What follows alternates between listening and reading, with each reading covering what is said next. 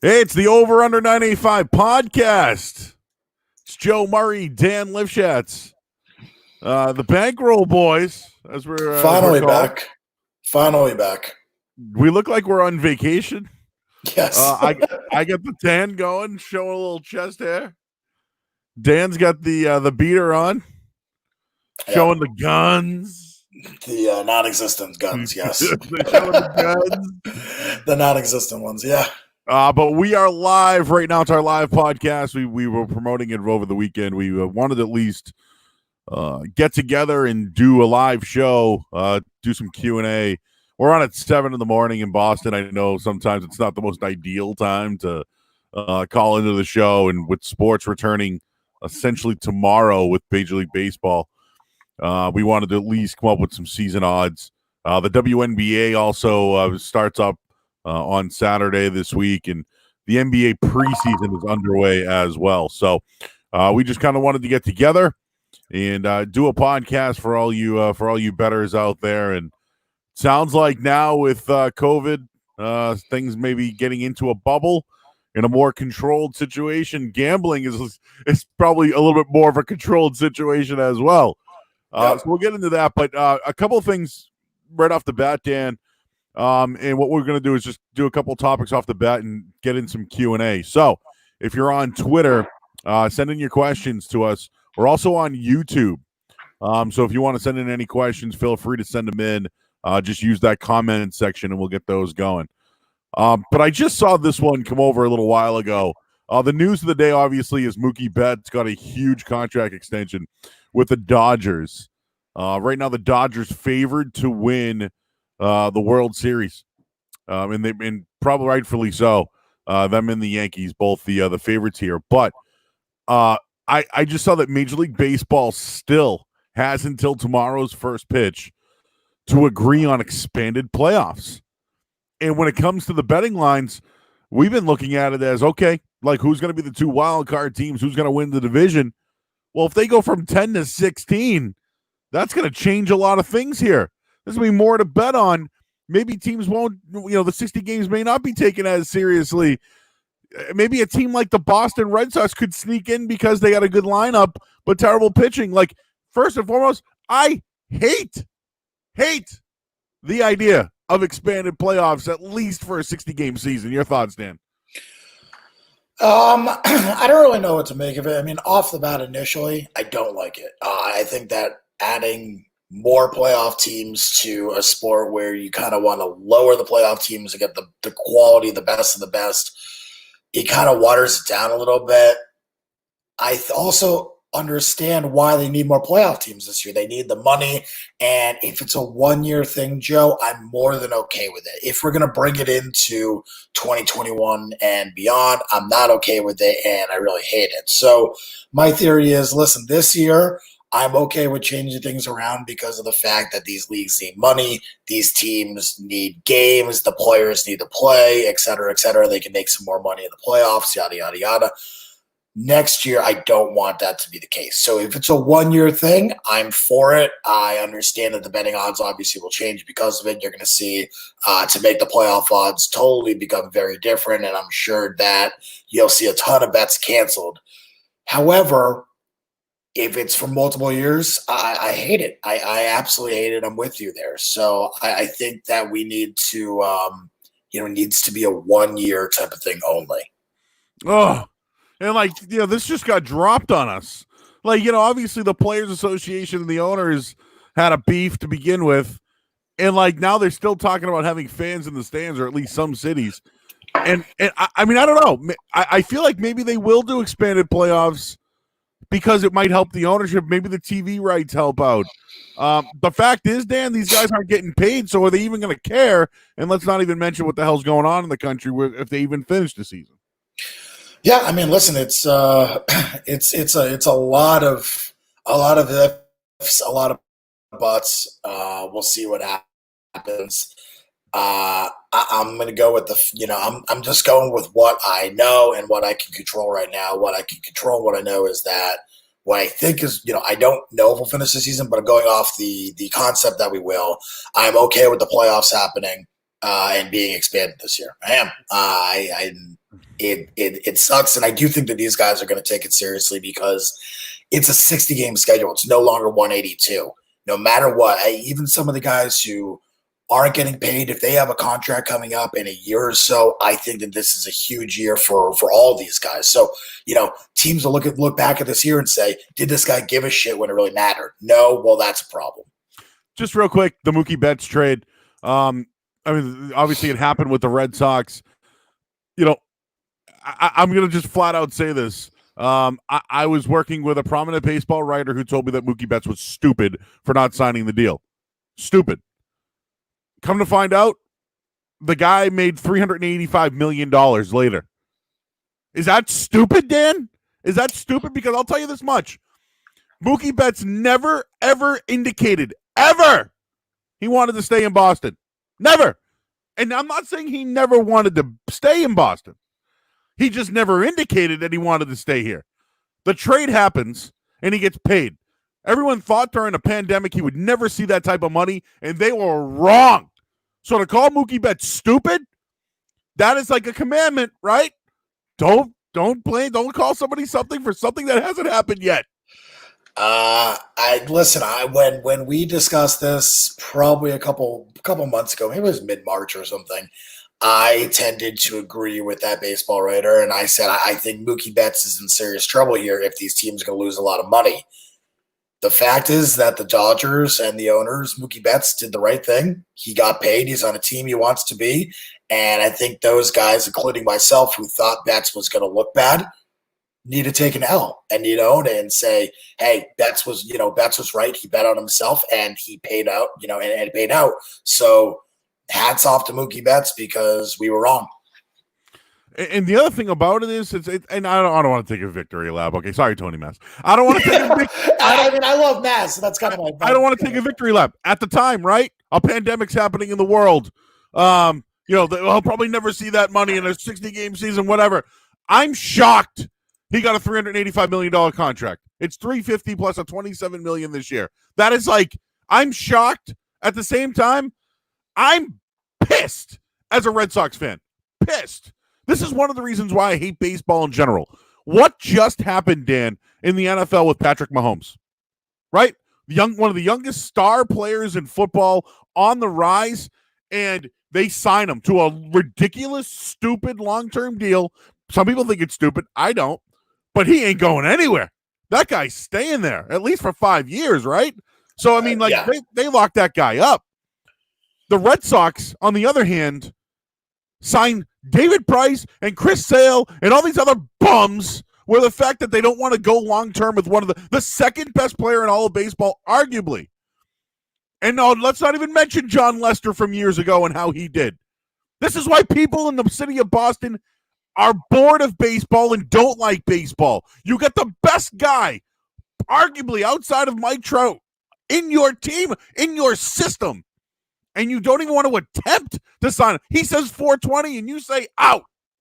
He gets 380 somewhere else. I'm venting. I'm venting. Because they got a bag of balls and a Verdugo. I think they got more than you obviously do. I think Jeter Dance is a really good prospect. I think Verdugo will be pretty good. Nonetheless, was it a bad trade? Did they lose the trade? Ultimately, yes. Especially now, if you could argue that, the Dodgers got 60-game of bets in the playoffs and whatever, and then Betts walked, you could argue the Red Sox won the trade. At this point, it looks like they lost, which is, it is what it is. You had to get what you could get, and I think they made essentially what the Goldschmidt deal is without the arms. They got hitters instead of arms. So, look, I think that, if you're a Boston sports fan, which obviously we're Boston guys, so this is a major topic here. I think it's something to pay attention to. What I also think is that this takes so much stress off Betts this year that I'm not sure how to approach it from a gambling angle, Joe, but I will tell you that I don't know if I would be so inclined to bet Betts overs now on all this stuff, because I know everyone's like, oh, Mookie Betts contract here, take his overs. I'm not sure I would actually do that anymore. I actually don't know if I would do that now that Betts has signed his contract. He can relax a little bit. It's good point. A little bit of pressure off. Good point. This guy could essentially mail in the season. He could opt out. Well, he probably could if he really wanted to. He's not going to. He won't. He's making $37 million or whatever it is this year. So, and you mentioned the betting side of it. The Dodgers are pretty good. The Dodgers are pretty damn good. And they just now the two best players in baseball, Dan, are playing in LA right now. If you ask me, the two best players in baseball are there. One had him here, and we'll move on to that one. But I would lay off the probably would. And maybe this is where we should start. And I want to get into another football point. And of course, people are starting to chat into the show. That's what we're trying to do. Line it up, boys. 600 pounds of meat. Love you guys. Our buddy Nick, great point, Dan, on those bookie bets. Hey, Bankroll Boys, I can't wait to hear some full-blown degenerate-ish. It's coming, baby. And who's the other? Mike Trout, who else? Who else would you say is the best player in baseball? I think you can make an argument for Soto. I don't think he is, but I think you can make an argument that he can be close. And Acuna, I think that those guys are going to maybe take that leap this year. So I think you could make an argument. I don't think that, I think the Trout's still the number one player in the league, but I think it's possible, in the next year or two, maybe he gets overtaken. I think Betts is definitely still top 2, top 3. All right, one last thing, people. Nolan Arenado, Acuna. Listen, I love Arenado. I love Arenado as much as the next guy, but his home road splits are bad. They're bad. And so, listen, he's not saying he's not an elite player. I'm just saying he's not as good away from course. That's all. Mm-hmm. Yeah. And send in your questions. We'll. I think that's kind of what I'm saying. All right, send in your questions. We'll, Nolan Arenado, Acuna. Twin River needs to open up their sports book. Love gambling there. Keep them coming in, boys. I want to bookmark something when it comes to player props this year because we've discussed it on our over-under show on Saturdays. But one other just quick random topic before we start getting into the nitty-gritty here. The NFL this year, we actually got our buddy Matt Doloff from 98.5 The Sports. Sent us an email today. I was up at 4:30 this morning, so I napped. It was a damn good email, so I feel bad that I didn't get back to him. But he's like, he goes, hey, dude, I'm trying to write something for tonight in regards to no preseason and how will it affect gambling odds. And I figured we're on the night, so why don't we just talk about it, right? It's a damn good question. I actually didn't even think about it. I thought that, all right, ho-hum, teams are working hard and staying in condition and whatever. This actually probably does have a high effect. Let's just look at the AFC South, for example, right? Phillip Rivers is going to be in a new system, but they're highly favored this year. The Texans, whatever with the big trade they made, moving on, getting David Johnson and moving on from their best receiver, like that's going to be an issue for them. The Jags are going to be the Jags, and the Titans. Can they bounce back to where they are? All I'm trying to say is, looking at that division in particular, there's still a lot of question marks, and they're not going to have a preseason to work any of those kinks out at all. Where if you look at the AFC East, not to just throw everything on Belichick and figure it out, but I don't know, the fact that the team's been intact, they didn't really make a lot of moves. Their rookies generally don't make an impact right away. Miami's got new quarterback. They got a second-year coach. The Jets with Darnold. Buffalo is supposed to be improving. The thing is that these teams aren't going to be able to adjust or learn about each other in the preseason. So does that affect the lines? And I think it does favor a team like the Patriots because they know how to work on short weeks and in short situations with experienced coaches. And I don't know. It's the first time this year where I at least thought, no preseason. Maybe things could look a little different than maybe what we've projected early on. Yeah, I think that, of course, preseason football is going to hurt everything. I think it's going to hurt, the guys who want Cam Newton to start for the Patriots. I think it's going to hurt the Indianapolis Colts who have Phillip Rivers. I think it's going to hurt Tom Brady and the Tampa Bay Bucks. I think it's going to hurt all these teams early on who, especially offensively, are going to have, I guess, in my opinion, some issues early on. Listen, we have a long time for football. We have a long time for football. We have a couple months. Camp hasn't even started yet. There's no preseason. There's a ton of time. to discuss football. And so I think that one thing that I really want to point out is, no matter what you feel about right now, things are going to change. I think you're going to see less rookies on teams this year. You're going to see players who don't know the playbook, regardless of whether they're talented or not, get cut. I think this is going to be a totally different season than, any of the other seasons in the past, 10, 20 years. So I don't really know. I don't really think we know exactly what's going to happen yet. And so I'm just I want to see, before we really, really dig in the football, what it's going to look like, what's going to happen here. Obviously, we've gone through, all the divisions and everything. Obviously, it leans towards unders early on with football, but there's a lot of time to go. There's a lot of time to go. So I think it's too early to dig into football outside of win totals. I think win totals are projecting a whole year of a team, and I think that is reasonable and something you can do. But early on, I think it's going to be very tough to determine what's going to happen.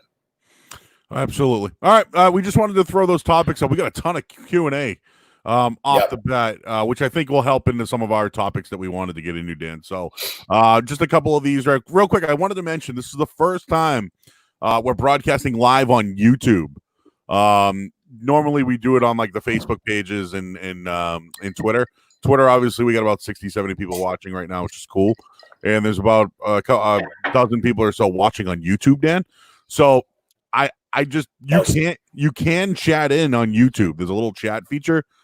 So it will tell me if you're on YouTube. So if you're watching on there, definitely send us something in to let us know that it's working. So we're trying this. It was fun last year, Dan, to do our podcast and then post it because we wanted people to go to the podcast to listen to our picks and stuff like that. It's also good to do an interaction because there's stuff we miss. And so that's why we wanted to do this tonight. So I'll just throw out a couple of things real quick. Fernando Tatis Jr., next face of baseball. Maybe. I don't know if he has enough power. Well, I think Vlad Guerrero Jr., had at least had a moment in the home run derby last year, which kind of put him on the map a little bit. I don't know if he'll be a star, but he's at least an interesting player. Tatis will be elite. I just don't know if he's going to be the face of baseball, especially in San Diego. Yeah. San Diego has one sports team, right? I mean, really? I'm trying to think about it right now. Like, if you wanted to get away from sports, go there. Yeah, they have the Chargers, but you want to get away from sports, go to San Diego.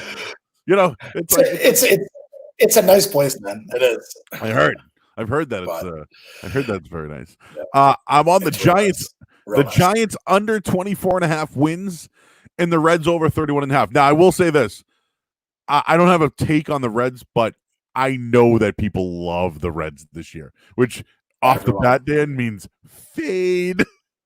So there were a few tweets today talking about the Reds win totals and the White Sox win totals, and I guess there's a few books in Vegas. They have not taken a single under bet on the White Sox win total or a single under bet on the Reds win total. Ridiculous. An under bet. Wow. Not a single one. So I'm going to tell you right now, we do PPs. I should get a little. I should make a little banner for it. PP under 31.5 Reds wins this year. There you go. You know what, Dan? Let's start writing these down. Right. Okay. I mean, yeah. Well, I can get them all. We'll listen back to the podcast and I'll write it down as we usually do. But yeah, I agree. Reds under 31.5. I think they have a chance to be a really good team still. But I think that if you're doing a pure fade, I totally understand. I would actually fade the White Sox. I think the White Sox have all these high expectations in a division where there's two teams, in my opinion, that are better than them, the Twins and the Indians. And everyone's super down in Cleveland this year. I don't really know why. Maybe it's because of the loss of Corey Kluber, I guess. I'm not really sure. But to me, the Indians, and especially Francisco Lindor, who's going to get paid soon, are a team to really look out for. We'll get into we'll start covering team by team in a little bit here. But I'm pretty high on the Indians this year. Okay, here's another one I thought was interesting. This isn't something I would bet on, but maybe it's like a something that people do, homers, especially when it comes to the Yankees. Who will be the first Yankee to hit a home run? Now, obviously, opening day is tomorrow. for the Yankees.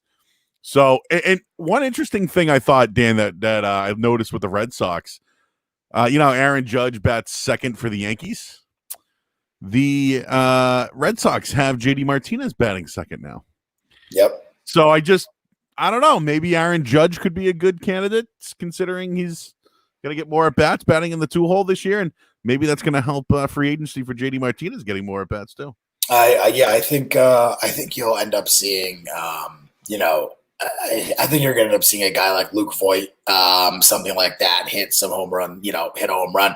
Listen, it's a wild card bet. You're talking about, some big odds there if you want to play it for 10, $20. But what I would normally tell you is this is not something you want to bet on. No, normally, if you want to do it for fun, feel free to be my guest. But if you're trying to start building the bankroll again, because it's been however many months without sports, exactly. Stay away from these bets because this is only going to burn you. This is not going to help you. Yes, I know. Way to impress, no impress. I'm not trying to impress anyone. So, sorry, but but this is kind of my point. Is I would tend to stay away from these bets. These are the bets where you're just burning your money, burning your bankroll, especially early on, guys. It's been a couple months, and for most people, they're hurting at this point.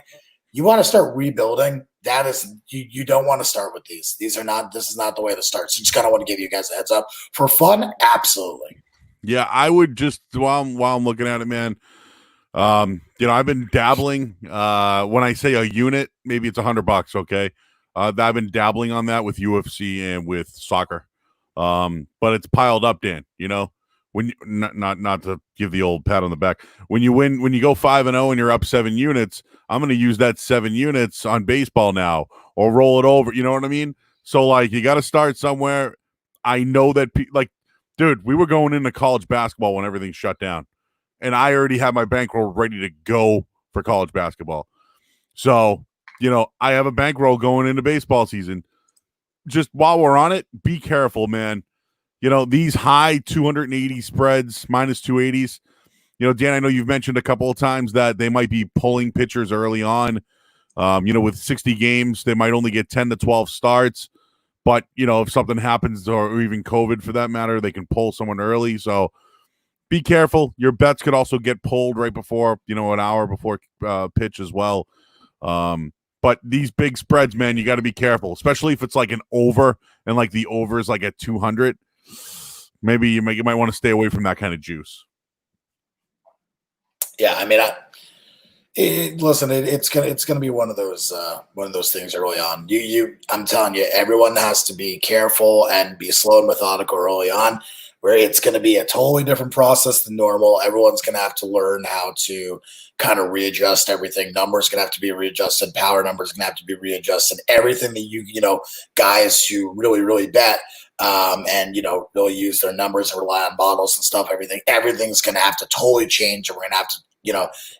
As you guys have heard a million fucking times at this point, we're at unprecedented times, right? So that also goes for sports gambling. It's going to be unprecedented in the way your numbers and everything we run are different than normal. So we're going to have to adjust. The real Kirky UFC talk, Whitaker Till. Holy crap, it's going to be a big one this weekend, dude. Till is nasty. Whitaker's the slight favorite. We'll save that one for Saturday night. And while we're on that, our buddy Gabe has checked in. Gabe has been our Gabe from West Roxbury. He's been doing very well. I'm sure he'll have something on Whitaker and Till. Arizona under 31 for the win total this year. And he goes, Joe, you said you take over 19.5 total home runs. Who do you think wins? Another one. PP over 19.5. Dan, I believe it's at 20.5 now. And I will take I found a PPH today that still has 19.5. So there's still 19.5s out there. Give me 19.5. I'm going to write this down. I got 2 of them right now. 19.5 over an individual having over 19.5 home runs this year. And I've been riding that one for I don't know how long, Dan. But that's one I'm definitely locking up. Now, who will be the home run leader? That's an interesting question. So I think that we should save that for our MLB section for sure. But I think that's an interesting one to discuss. We can probably throw out a few names that you think might be in that race. Yeah, earlier it was Joey Votto on that list. And I know, yeah. I'm gonna look up MLB home run leaders. I'll get that for you guys in a little bit. On who the odds are. Coming up in a minute here. Just a ton more questions, and we'll knock these out. Dan. Teams are going to look rusty in September. We'll find out. I don't know about rusty in September. Maybe rusty. Well, maybe rusty. Yeah, you might be right about that. Dan, thoughts on Chase Elliott tomorrow? Just come on. Fuck. That's how I feel about Chase. Although I think the last race that Elliott won, he did not screw me finally. So the Chase Elliott gods have turned a little bit. How do you feel about overs early in Major League Baseball? I've watched one exhibition game and it went over. I think every single person I know thinks that there are going to be overs early in baseball, which makes me think that it's going to be probably less overs than you think. Yeah. I mean, especially in the exhibition lines. I'm looking at the lines right now. They're not that heavily over. Lower scoring games already. So we got one guy who thinks this. I think Billy's discussing the NFL there, but yeah. Oh, okay. All right. Great setup. Thanks, man. Do you guys think it'll be Cameron Stidham week 1? We can get into that later too. Yeah, we all. If you go back to our archives, we had a good little discussion on that. Last week. Of course, Dan, we're looking beefy. I know. Easy to stream on YouTube to the TV, but easier to comment on Twitter. All right. Well, so we don't know. We're trying. Yep. But we're working through things. So, who's the more successful gambler, Joe or Dan? I mean, I don't know. Hey, it depends on what week it is, or what sport it is, or on what day it is. But I think equally we are over 60%, and that's all that matters. Yeah, I mean, I'd say in different sports we're better. I mean, if you're talking NFL, I think Joe is better than me in the NFL, and I think. Well, I don't know. I don't like the soccer stuff. I'll be honest with you. Like you're looking into that. I can't. And dude, like you're watching Arsenal and Liverpool and all that stuff, and it's just. I know. I'm not into it. It's not that it's a personal thing. But your turn. You're coming around on the UFC. I've watched UFC for years. But I know, Jack. but what I'm saying though is like you've enjoyed it. It's a sport that it's a sport that you're like, oh man, this has been good. Like you actually like it and see the value, even though it's really hard because we don't know what the judges are gonna do. Like it's becoming that type of sport where it's like sometimes after a fight you're like, damn, I don't know which way it's gone, but it's been better lately. But there were a couple of cards when there was no other sports going on where I didn't know which way the judges were going, man. It was very difficult. How will no crowds affect spreads if there are any this year? I think. And I guess he's being NFL specific. Yeah, I'm sorry. I have a baseball draft after this, so I'm trying to sign. I'm trying to sign in while I'm doing the podcast because I got everything going. Hey, Dan, your thoughts on Illinois, by the way? Somebody wants to know. Yeah, you know what? Let's give Illinois somewhat of a reset this year. I'm going to give Illinois a reset. We're going to see what happens early on. So, as far as the no crowd stuff, though, like you're taking emotion out of it. I mean, really, what you're removing is home field. In hockey, I don't think it matters one iota. I think in the NBA, it matters significantly. I think in baseball, it matters a little bit. In the NFL, I think it matters a whole hell of a lot. I think it really does. And, so I think that's, I think it's going to be really big in the NFL. How do you value a home crowd now? Playing in Arrowhead and being able to go to Kansas City where you can't hear your own thoughts as a quarterback now versus playing in a silent stadium or, some crowd noise, but it's not going to be nearly or even remotely close to as bad. It's just not the same. Okay, moving on here, and a couple of people checking in here. Let's see what else. We already got into that. The Till conversation. People like Dan on the WNBA, which we'll touch on in the middle bit. WNBA for life. Just want to say y'all are goats and helped us make better. All right, let's just start something right there. We're two dudes who like to bet who work at a radio station. We'd love to be full-time in radio. We have a good thing going with DraftKings right now, but like The one thing I think that gets me and Dan and I is the fact that like you guys are clueless or you don't know shit or blah blah blah blah. It's like, dude, we're doing this professionally, man. Like we're doing this just to like, have fun with it, but there are also people that are knee deep in it and we want to talk about it.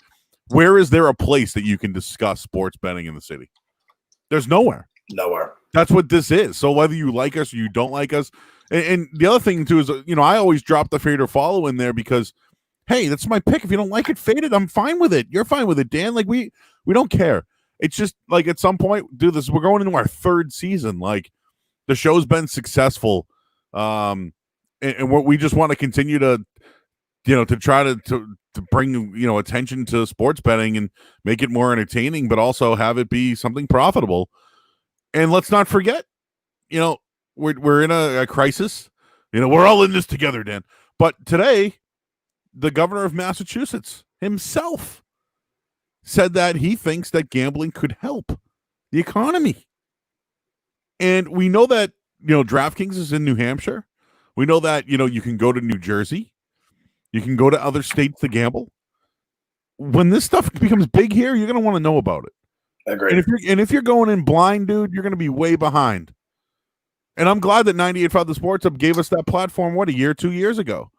But, I think we're closer to this, Dan, than we are further away from it.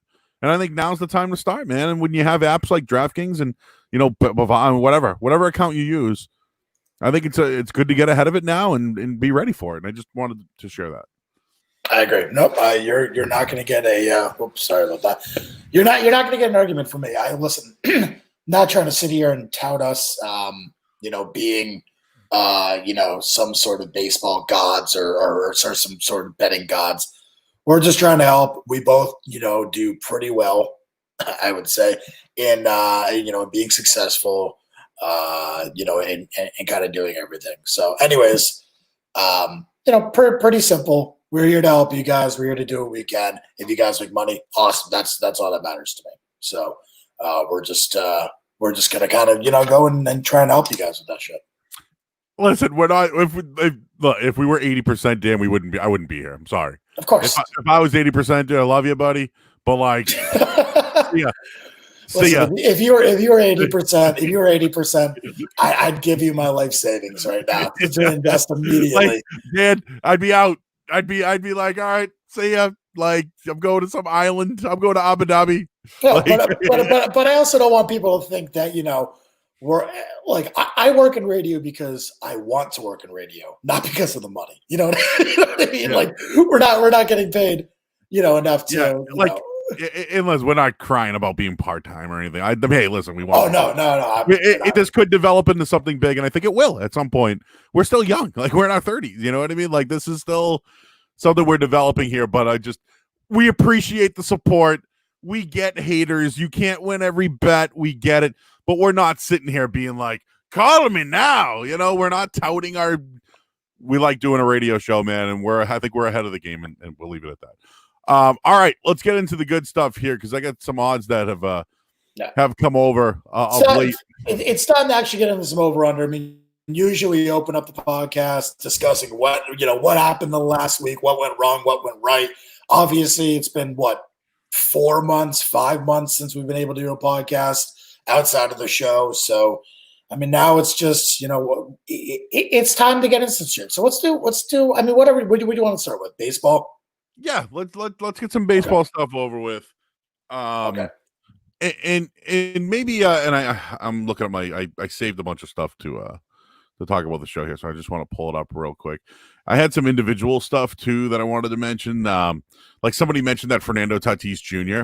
I actually have bet. You can actually bet on him. For example, what did I just see here?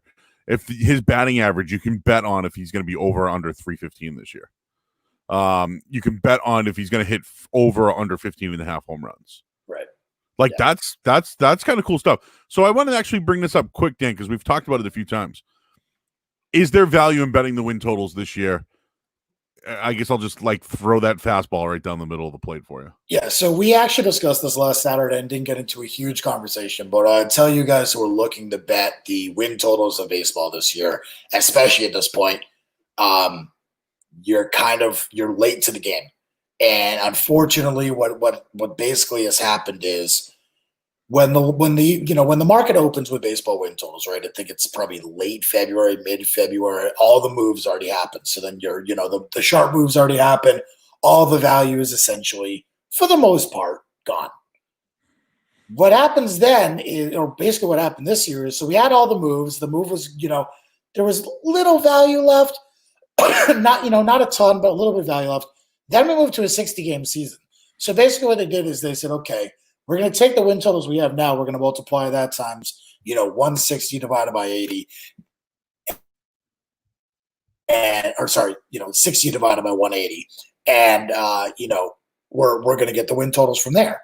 So what you're really looking at, what you're really betting on are the versions of win totals that have already been sharped to the point where there's not a lot of true value. And that's why you haven't seen a whole hell of a lot of movement. I mean, I think there's been a little bit of movement on the Braves and the Red Sox win totals. I know the Red Sox were 31.5 and now they're 29.5. And you're seeing the White Sox at 32.5. So there's a gain here and there. But for the most part, you're not seeing the drastic moves like you usually would. And what I'm going to tell you is I would tend, unless you find something you really like in baseball, and I found a few. I gave out the Tigers under, who I really like, 22.5. I think that's down to 22. And I think I gave out the Pirates under 24.5. You can still get that. I think with the exception of maybe 1 to 2 teams, you're not looking at a lot there.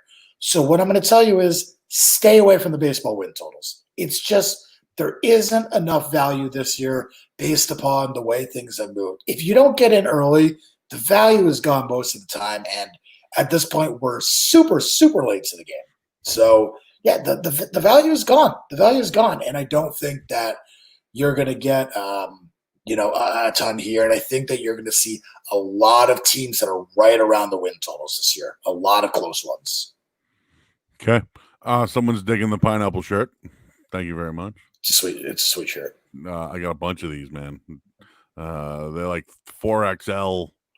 I want to make like my own version. Maybe we'll make Bankroll Boys Hawaiian shirts. Oh, fucking in on that! I need a good fucking Hawaiian shirt. What is the Sports Hub doing? Beasley Bankroll Boy Hawaiian t-shirts or Hawaiian shirts. We just need a shop already. We need to get everything going. I mean, I'll wear a hat. Oh, give me a damn koozie or something. You know what I mean? Just, I know. Something's going on in the world and whatever.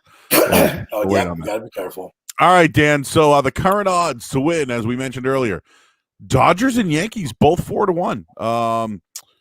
Just looking at it here, back in February, the Dodgers are 4-1 and the Yankees are 7-2. So the Yankees have moved 4-1, followed by the Astros 10-1. They had an interesting day yesterday, getting plunked. I wonder if that might be it.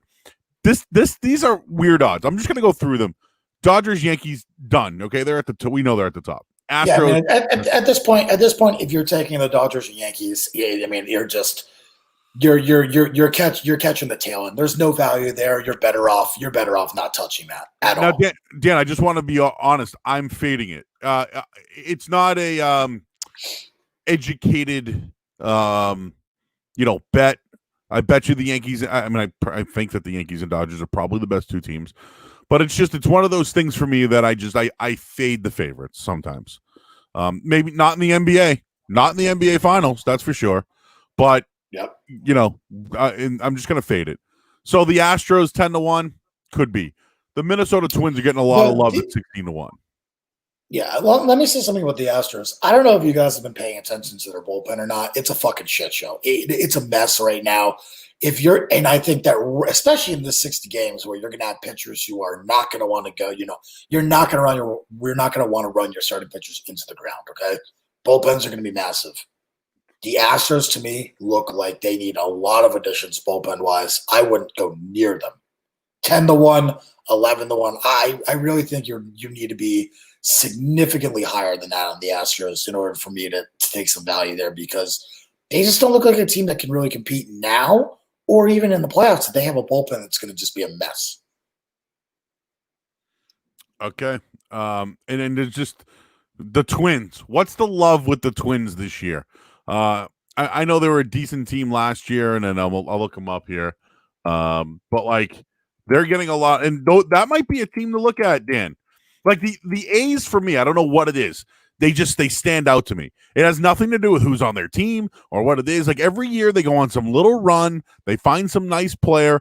Like I don't know if they're gonna look for trades like they normally did with Billy B. Like I wonder if they're looking at it this year like let's try to get into the playoffs. Let's because every year they're trying to maneuver for next year or money wise. Well, we already know what the money is. So, like, I wonder if a team like that actually wants to be competitive this year. That's why I'm looking at a team like them. The Braves are getting so much love in the National League. We already mentioned the Reds, but like, I don't know. Like, is there another team? I know you said the White Sox you think could, or Cleveland and teams like that. No, I do. You're out on. I don't think the White Sox. You're out on the White Sox. I'm out on the White Sox. Yes. Yep. Yeah. But like, go ahead. Yeah, no, what I was going to say is I think if you want to take some baseball futures, right? And I think that obviously if you're taking the Yankees and the Dodgers and the Astros, it's going to come back to bite you. At this point, the prices are too, there's no value there. They've been hit down too much, It's just you're burning your money in my personal opinion. Okay, yeah, at this point, you're better off betting series odds with the Yankees and everything, than betting the Yankees to win the World Series. It's garbage. It's not going to be anything there. I think if you want a few teams that you could possibly take a look at for some value, I think the Indians, right? If you can get a 25 to 22 to 1 range, I really think that that's a team that they have the hitting, they have the starting pitching, they have a pretty decent bullpen. To me, that's a team that still has some value on the board. So you like 15 to 1 odds for them to possibly win the pennant? Yeah, I do like that. Okay. I like the Cardinals. Cardinals at 30, 40 to 1. Listen, I think in a 60-game season, they have enough talent to, pull through. And they have an ace in Jack Flaherty, who is, in my opinion, the number 1, 2, 3, 4 starting pitcher in the league. It's really, and talk about young aces coming up. Bueller, I know, is kind of already 26 at this point, but Flaherty's 24, 25. He's an ace. He's an ace. So the Cardinals have their front of the line guy, and you can put it back together. They have some hitting. They have an elite catcher. That's another team I look for and say, hey, maybe there's some value there about, kind of like taking an approach to them. And the third team I would look at maybe, and again, just maybe, I think about taking the Angels in a 60-game sample. With everything that they have going on, they've made some additions with Rendon. I don't love them, but I think that there might be a little bit of value left. 30 to 1, 35 to 1. So I actually like that, Dan. Talent, right? 60-game season, talent. They have it. Yeah. They have talent there. Ohtani, what's his deal? Is he going to pitch? What's going to happen in the? So Ohtani is doing both. Ohtani is pitching and he's hitting. Okay, I saw odds on that. I'll bring that up in a little bit. I saw our odds. They have some projections for him this year, and just to throw it out there, the pennant odds, because I think sometimes to win the pennant might be better than going to the World Series. I used to do that with the Patriots. I used to bet them every year to go to the Super Bowl instead of winning the Super Bowl, and then I could hedge or wherever in the long run. But right now you have the Angels at 16 to 1. Dude, they were 10 to 1 odds in February. They've gone up to 16 to 1. There's value there. So I know you mentioned that sometimes some of the value is gone. It's just weird how it went to that. You mentioned the Cardinals. They were 9 to 1. They're now 12 to 1 odds to win it all. So right. Their value's gone up too.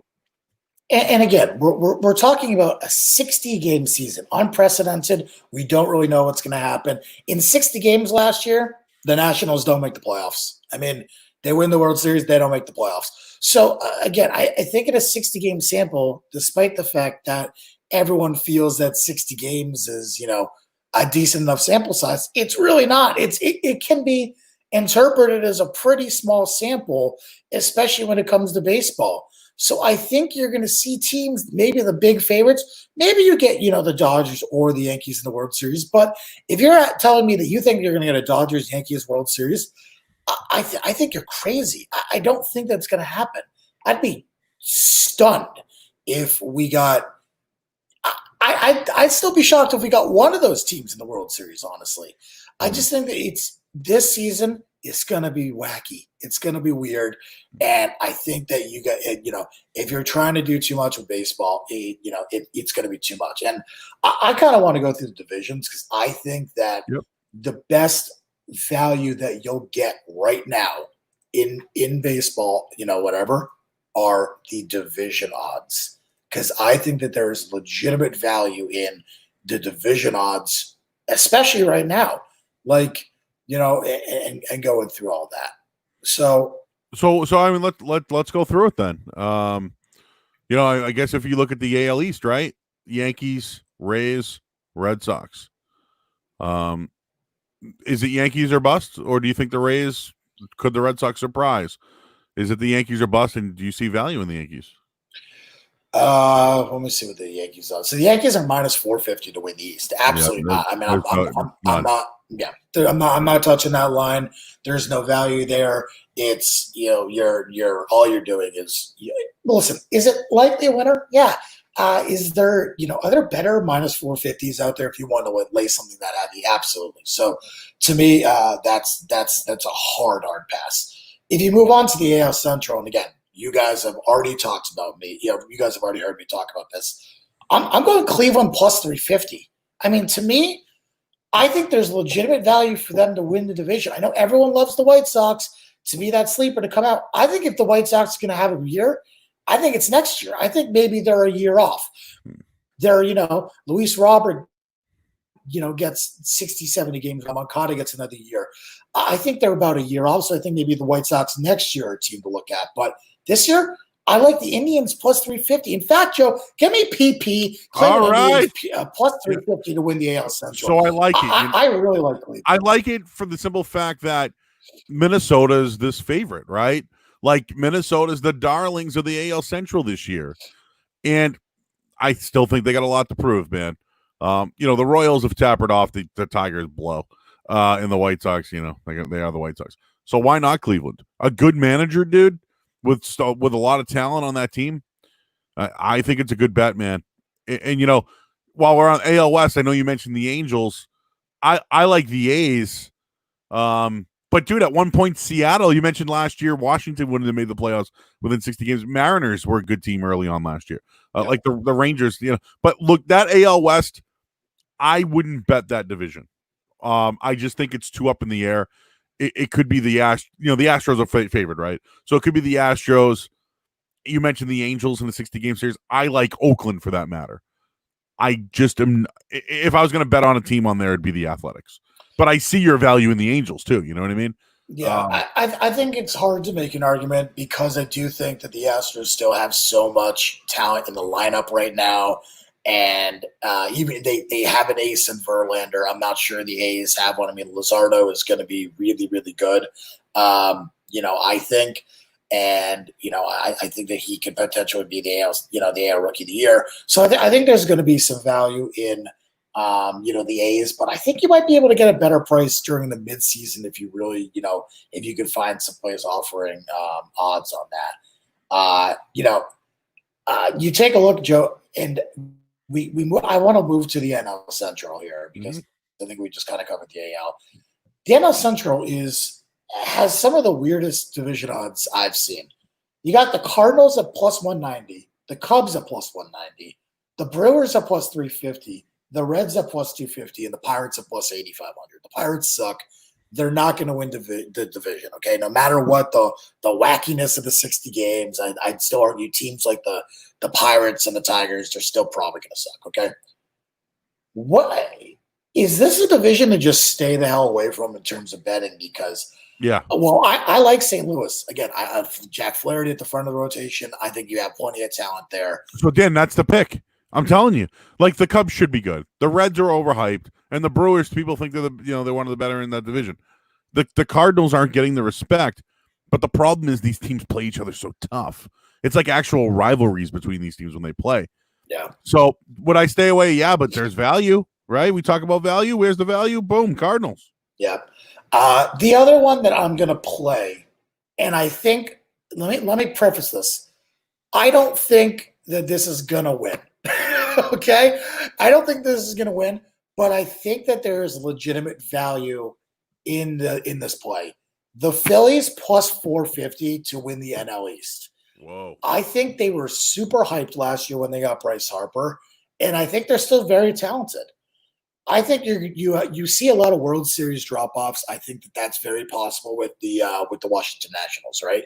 I think you see possibly a slow start, whatever. The Atlanta Braves are super hyped, super young. I think they have a lot of pitching and a lot of hitting, and I don't take the Mets seriously. No Syndergaard this year. At times I think they're going to be good, but I still don't think they're going to be great. I think if you're looking for a real sleeper in the NL, I think the Phillies would at least win the division. I don't think they have the frontline pitching talent to go out there and win the World Series, but they have a really good bullpen, and they have the hitting to get them by the NL East. I would dabble Phillies plus 500 or 450, whatever you can find. There's a 500 on your Ace PPH if you can grab that. Phillies plus 500 to win the division. I'm not telling you to play it big. It's small, but it's a PP, so give me the Phillies plus 500 to win the NL East. Boom. NL East 15-4 odds right now as of July 22nd. They were 7-2. Now they're 15-4. And these are all current. I'm looking at Bet Online at the moment. These are all current here. And then obviously the West has the Dodgers, the Diamondbacks. The Dodgers are minus 900. Yeah. In the NL series. So to me, that's. Let's have some fun with this. I think these are interesting. Arizona Diamondbacks to make the playoffs. Minus 220. No. It's now minus 260. I don't think they make the playoffs. Do you? I don't either. But again, Joe? I want to stay away from these because we got to stay away till tomorrow because what the hell happens if they expand to 16 teams? Exactly. You know what I mean? So then you're going to start having the whites. Then you have to look and say, oh man, I can get a little bit of value here. I think that's different. So what I think you're going to see is a lot of these bets. So for instance, the PBH I'm looking at right now, the bet says teams must play 30 plus games for bets to stand. Playoffs must include wild card game. Yeesh. So, Okay. Braves to make the playoffs right now. Do you think they make the playoffs? Yes, I would tend to say that the Braves win the division or are the first wild card team in. They're minus 130. Yeah. The Braves, yes to me. The Indians are, I think, minus 115. The Indians again are a yes to me. I'd look at maybe some no's for a little bit of value as well. Like, is it possible the Minnesota Twins don't make the playoffs? Plus 175. I think that's something to look at there. I think that's definitely possible. The Cardinals to make the playoffs are plus 120 or plus 140, depending on where you're looking. So I think you can probably get maybe a little bit of value there if you wanted to take the Cardinals. I think that you have to be careful with these plays. Read the bet. Make sure you know what you're betting on, what this includes. You don't want to lock up, however much your money, and there's nothing there. By the way, the Red Sox just gave up a long dong to Vlad Guerrero Jr. Said a very long dong. How would the crowd noise? It was ecstatic. Oh, sorry. It was ecstatic. Yeah, that was a very, very long dong. What was Eck like? Oh man, I can't hear it. I have it muted, but wow, is that a fucking moonshot? I can't wait to hear that. Yeah, that was a hanging breaking ball from Brian Johnson. He just smashed the hell out of that. But kind of getting back, I would tend to say, you guys kind of understand where I lie in terms of baseball betting. I think the over-unders are going to be really tough.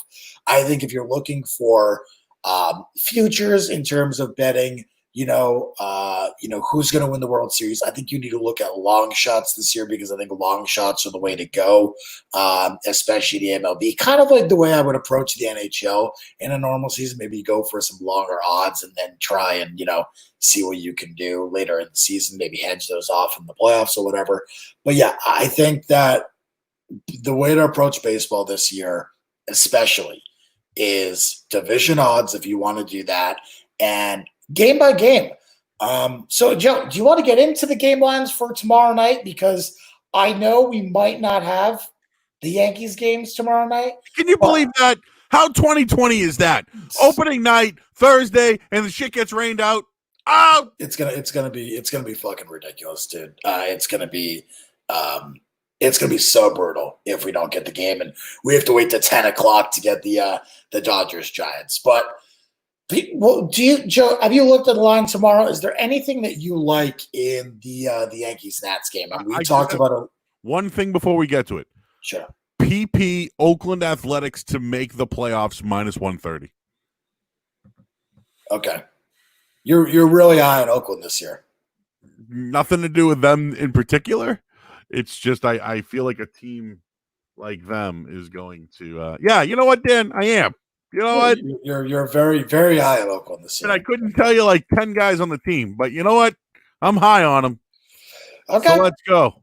Okay. Yeah, I mean, listen, they have pitching. They have some legitimate pitching talent. So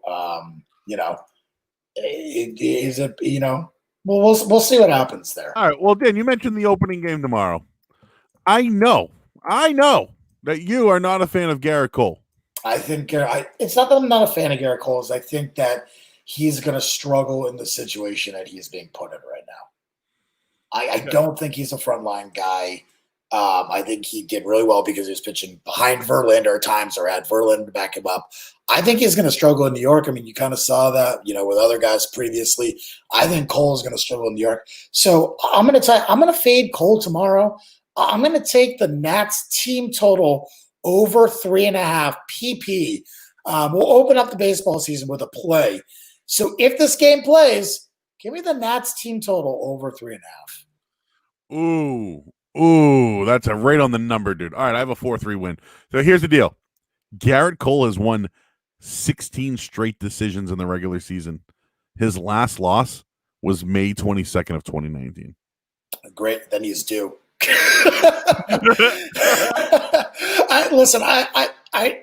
I understand everything behind Cole. He's a really good pitcher. I just have. No, I know. You want to fade? What do you fade? He's on fade. I don't like him this year. Yeah, he's on the fade list. Real quick. I don't like him this year. We should probably mention this too. Pitchers will not hit in the National League this year. So, yeah, the Nationals will probably have like Howie Kendrick or somebody be their designated hitter.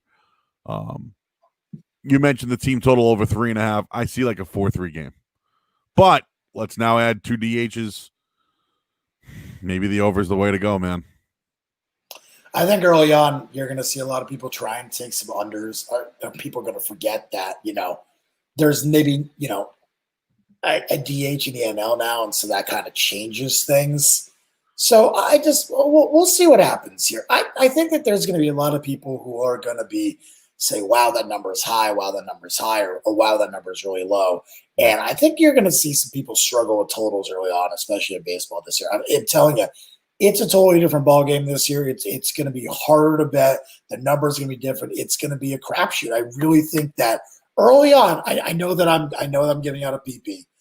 I'm just saying early on, I think it's going to be difficult. That's all. Okay. You get the Nats team total there. I want to get into a couple more baseball stuff, but let's take a couple more questions. Sun's out, guns out. Our buddy Ben's checking in. Ding ding. Someone just mentioned my buddy Nick. Do you think the Flyers are overvalued in the series versus Boston in the NHL? Let's save that for the NHL podcast. Yes, and here's the deal. Just there's a couple of things going on with the Bruins, at least locally here. Maybe other people don't know about it. David Pastrnak and Andre Kasha have not officially practiced. and Cam Neely announced that they're probably not going to practice until they join the team in Toronto. Also, Tuukka Rask hurt his finger doing box jumps on his glove hand. He says he's fine, but he's not able to use his normal glove at the moment. I think he'll be fine, but it's just something to keep in mind. Let's also mention that the series, I think the Bruins should be loaded and ready to go. Dan, we talk about favorites and all that stuff. The favorites don't always win in the NHL. There's different winners every year. The Bruins are poised. It's just that their goaltender and their best player right now aren't at 100% going into Toronto. So Tuukka Rask with a broken finger. And that's a radio guy spin, okay? When it comes to betting, does it matter? I don't know, but it's spin. I do think that it's probably overvalued right now. We're how far away from the Bruins playing their first game. So, I tend to stay away. Patriots Cowboys Super Bowl next year? No. I mean, listen, we're gonna be honest. I know everyone's gonna be in on Cam Newton and the Patriots this year. I think now we're going too far the other way. We're going too far the other way. It was first, the Patriots are gonna suck. We're gonna win, no games, and now it's gonna be the Patriots gonna be Super Bowl champions again. I think it's gonna be somewhere in between. You know what I mean? Patriots are gonna be 9, 10, 11 team, and maybe they have a chance to make the AFC Championship, but even then, I still don't think they're talented enough yet. Barstool Sportsbook, someone mentioned that. Well, they know they merged with, was it Penn Hill? Yeah. I haven't seen anything about it or an app. Have you? I mean, he mentioned he saw promos. So, yeah, Barstool's opening up a sportsbook at some point. I guess they're going to be lining things differently and stuff like that. I have no idea about anything on it. No inside information. Okay. Couldn't tell you anything. That's interesting, though. I mean, hey, listen, there's enough people who go there. Why not bet there? You know what I mean? I mean, I don't know anything about it. It's the first I heard about it, but hey, if you can, for those who use the app, hell, why not? Is the podcast going to be a regular thing? We do a show every week at 7 a.m. that's podcasted. So if you wake your ass up at 7 a.m., you'll get bets. And also, we'll be on the Toucher and Rich program Thursdays at 7. Every Thursday at 7. Tomorrow at 7 we'll be on. But I think he's asking if we bring it back the Over Under 95 podcast regularly. Weekly, I think we're going to try. We're going to try and bring it back. I want to. It just comes down to I want to do college football. Are we going to have college football? That's a question mark. Right. There's a lot of things. We can do this. It's just our time and availability. Yeah. So what I'm going to say is we're going to try.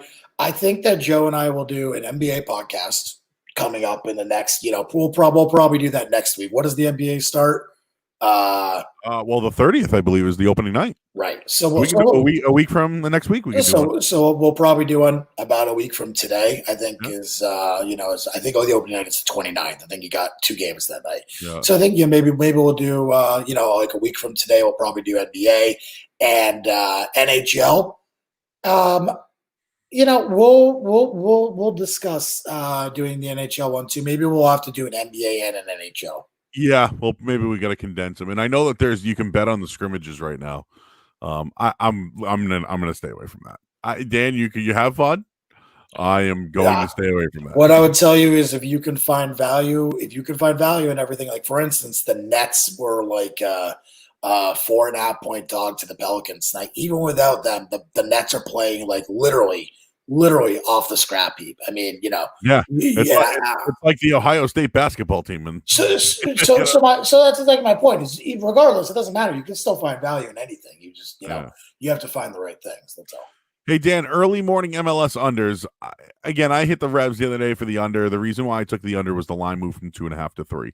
Normally, Toronto FC was putting up 3 goals a game and giving up 2 a game, while the Revs were, scoring a goal a game or whatever.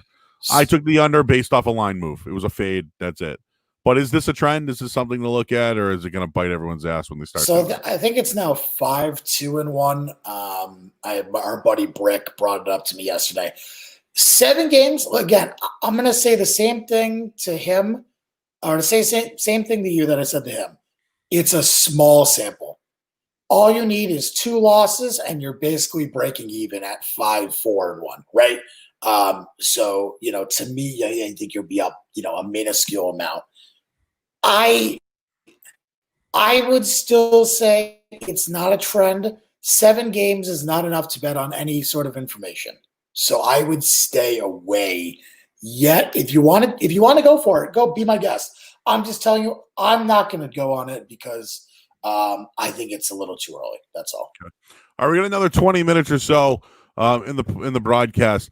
Dan, WNBA starts this week. I want to at least give you the floor. I don't want to give you just 2 minutes to talk about it, and then we'll do some more baseball stuff. But the WNBA begins.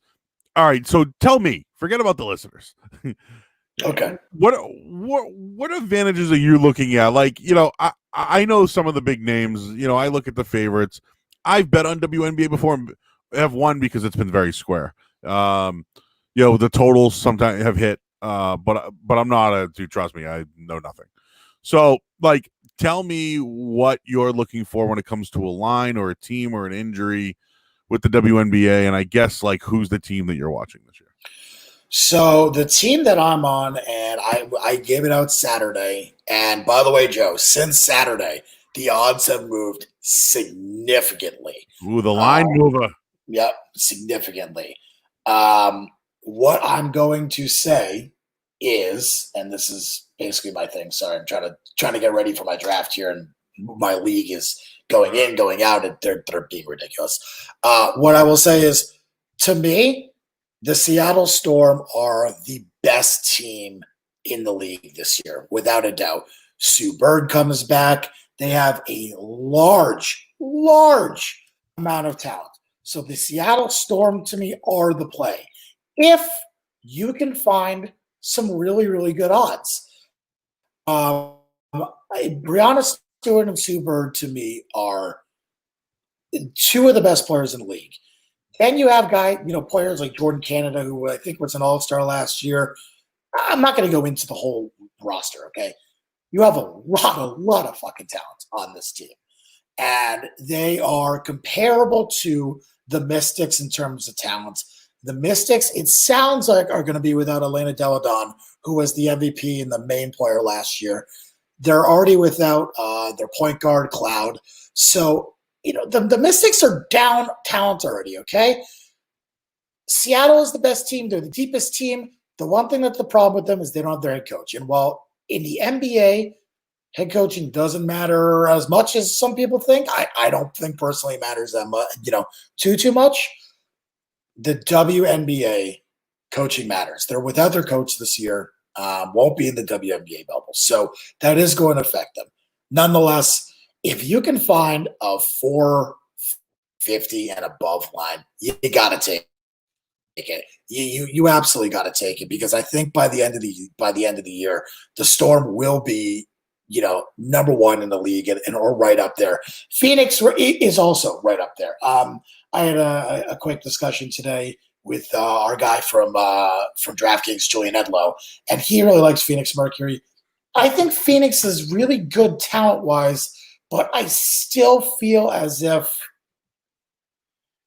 they are lacking the depth to, take them deep into the playoffs, especially if we're going to have injuries or everything in the shortened season. And, it's going to be different for me. So I don't love Phoenix, but I do think they're very talented as well.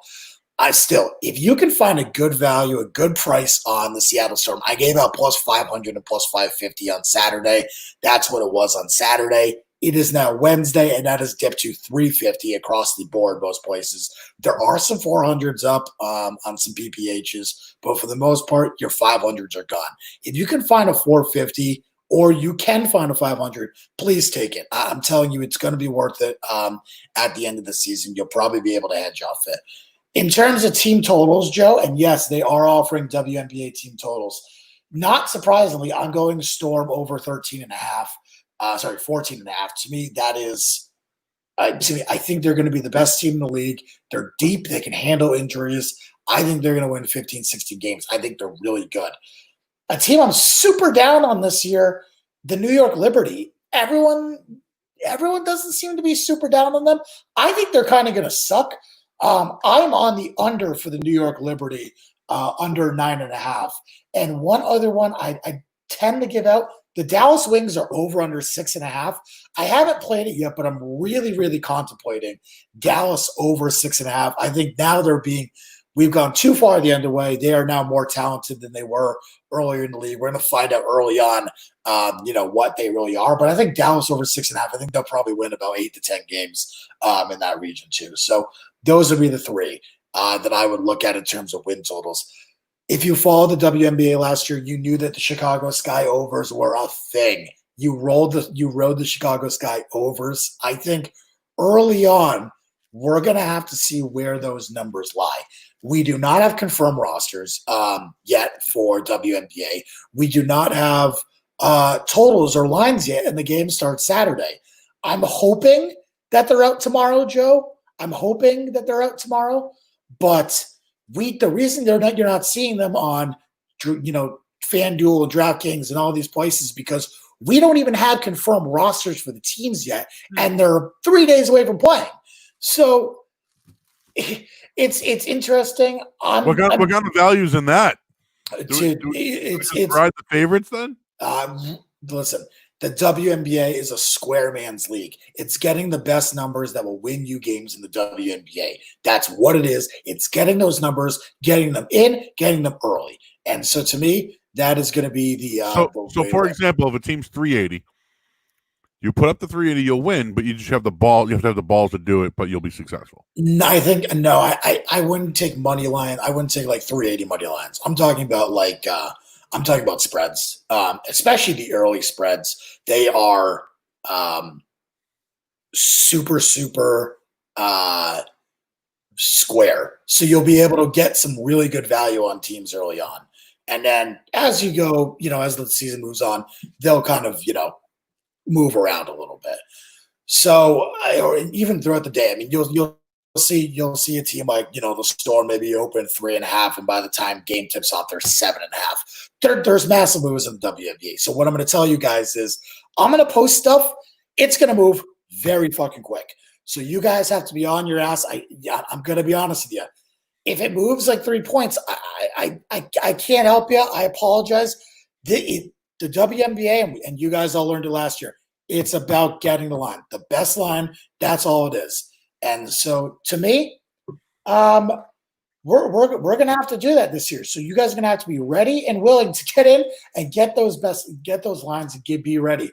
Have the alerts on if you want to play WNBA, because I think it's going to be a fun year this year. I really do. I do think that if you got the Storm future on Saturday, I think that you're going to be very happy and very pleased with where that ends up.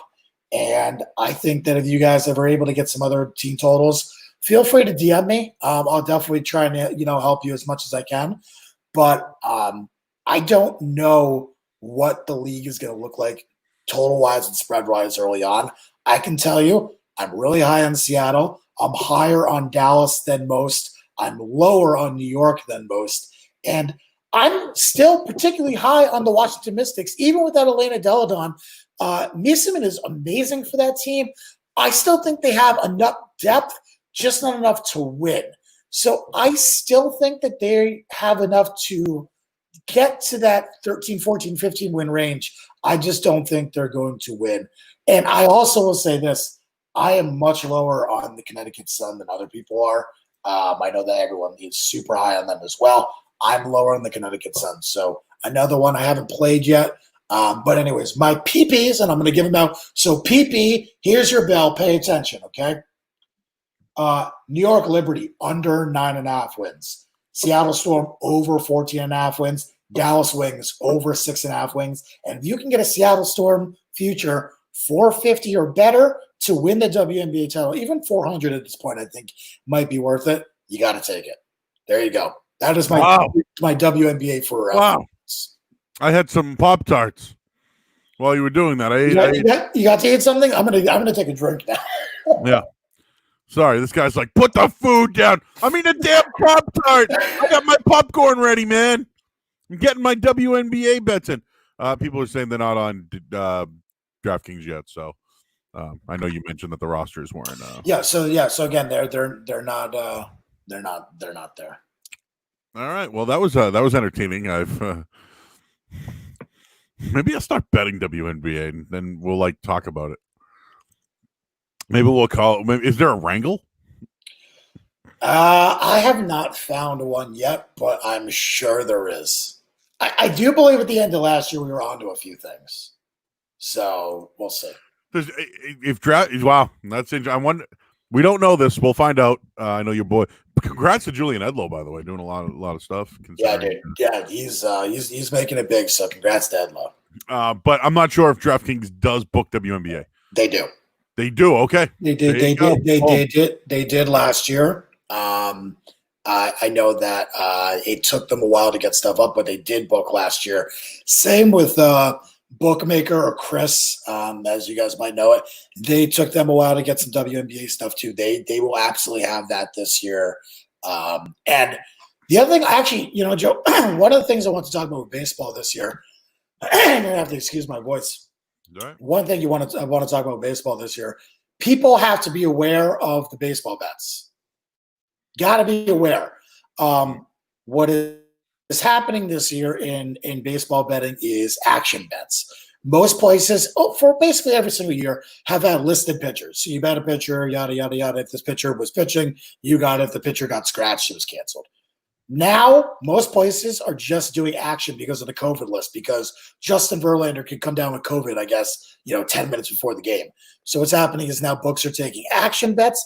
That means that if you bet on the Dodgers minus 300 with Kershaw and he gets scratched, your bet won't be minus 300 with, Rich Hill out of the bullpen. It will be with someone else. So it will be a little bit, better.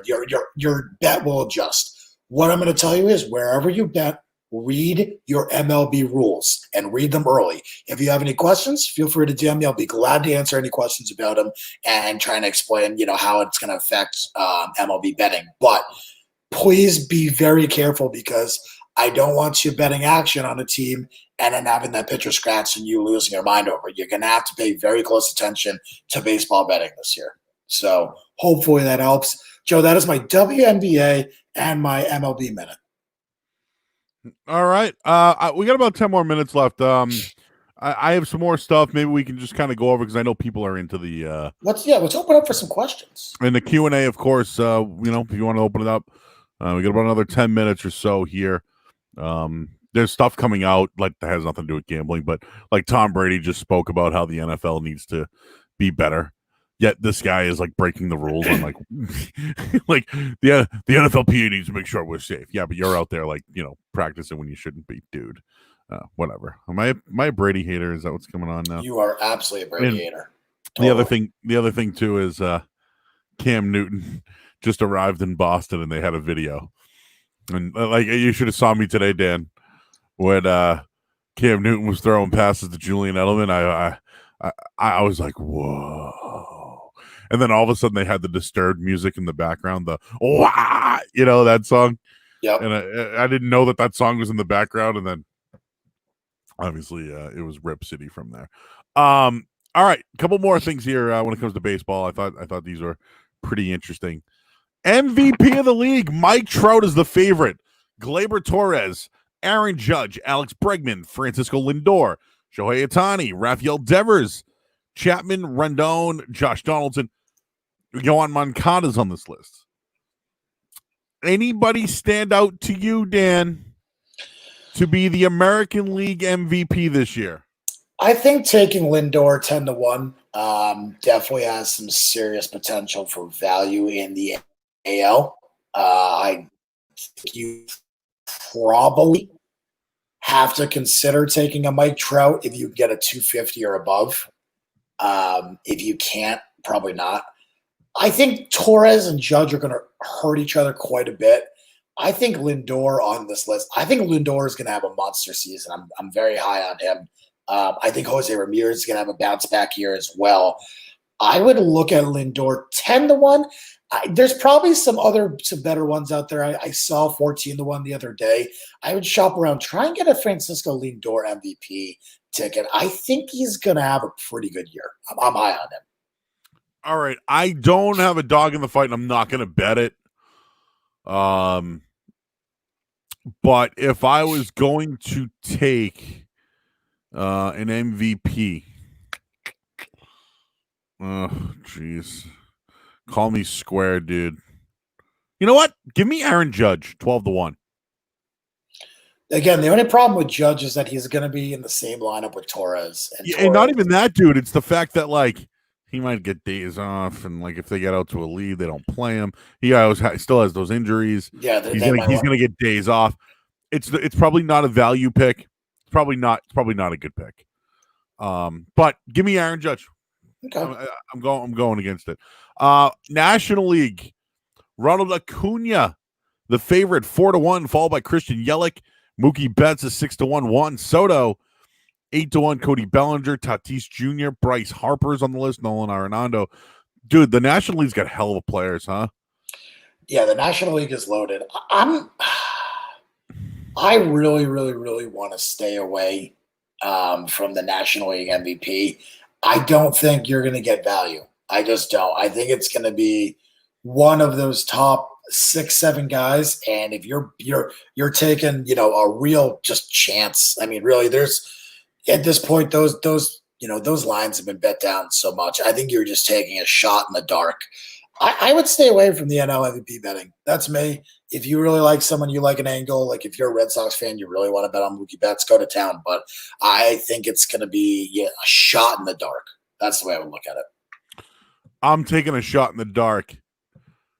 Give me Max Scherzer, 40-1 odds to be the MVP of the National League this year. Could be. He'd have to go 9-1 with a 2.0 ERA. Pretty much. You'd have to have. I'm going with it. 8 to 10 elite starts. It's not for 40-1 odds. Give me that.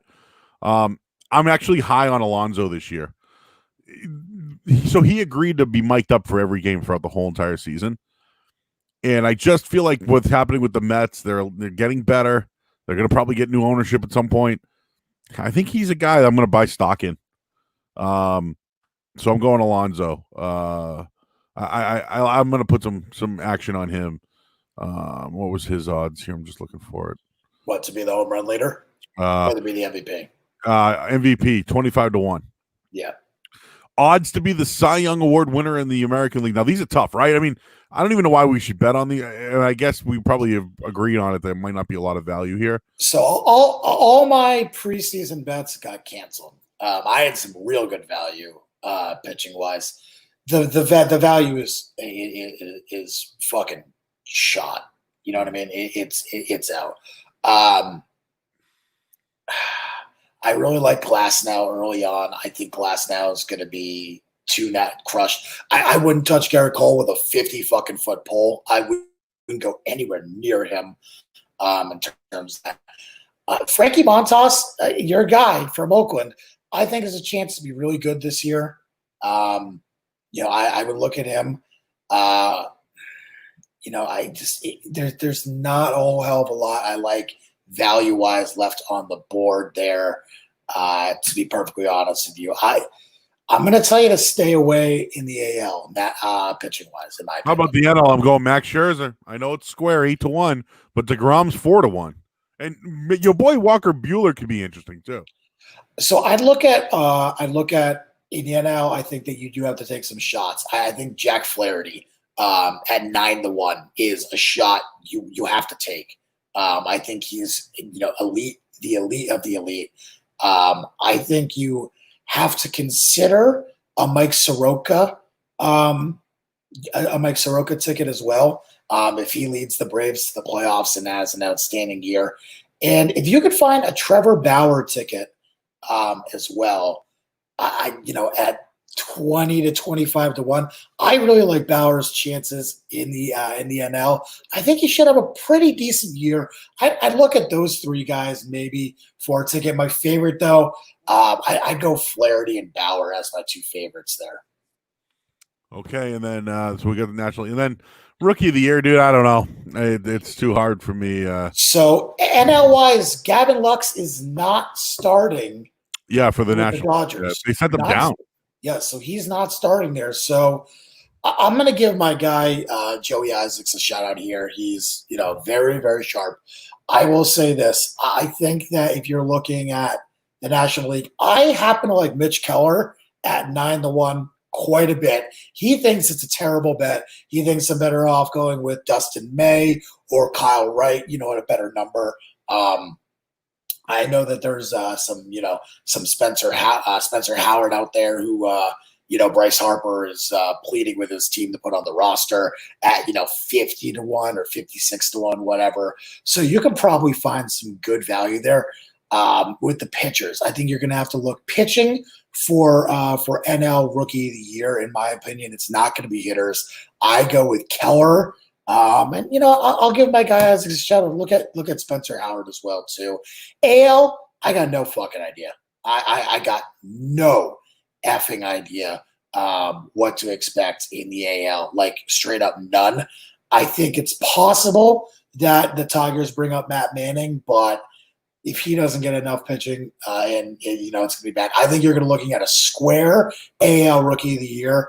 Luzardo, your boy from Oakland, I think has a legitimate chance. I don't know if Luis Robert is starting with the White Sox, but if he is, you got to give him a look there. I just don't know how many rookies we're really, really going to see this year.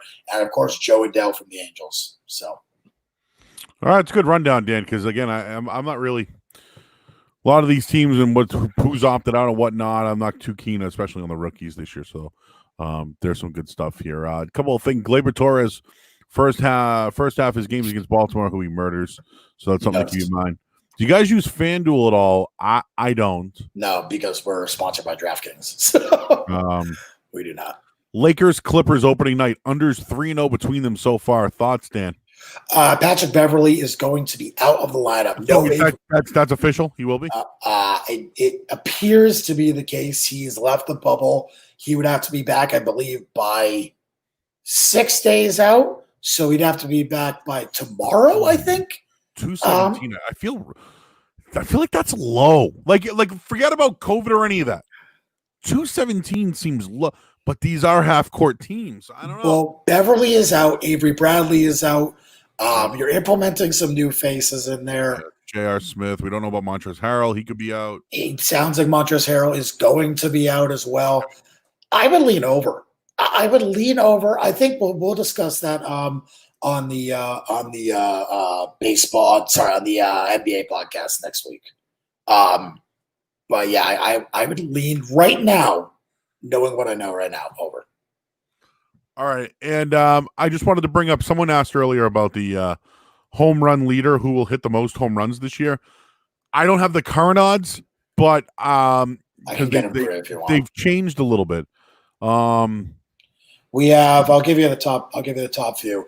Joey Gallo plus 800, Mike Trout plus 900, Alonso plus 900, Yordan Alvarez plus 900, Judge 10-1, Bellinger 15-1, Stan 15-1, Harper 17-1, Yelich 17-1, Eugenio Suarez 17-1, Franmil Reyes 17-1, Matt Olson, Nelson Cruz, and Miguel Sano all 17. Okay, Nelson Cruz. I had plus 8,000 at one point.